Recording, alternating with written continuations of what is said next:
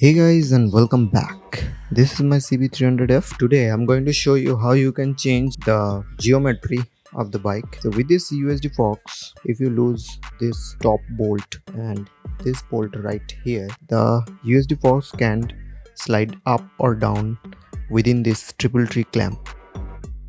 While doing so, you can change the ride height. So if you move this USD Fox upward, the bike will lean towards the front end, the ride height will decrease, the seat height will decrease.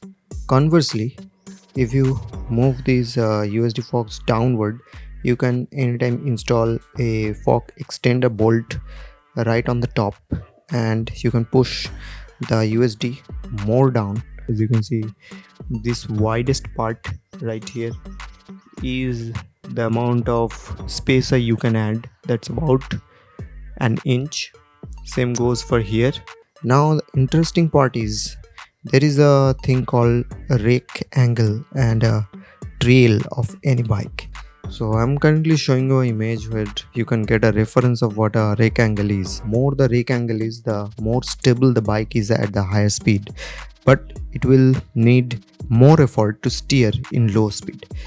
Conversely, if the rake angle is lower, then what happens is the lower speed agility will be much improved, but the high speed stability will be a little bit sacrificed.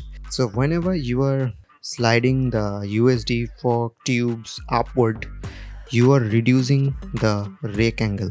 So right now the stock CB300F comes with a rake angle of about 24.5 degree.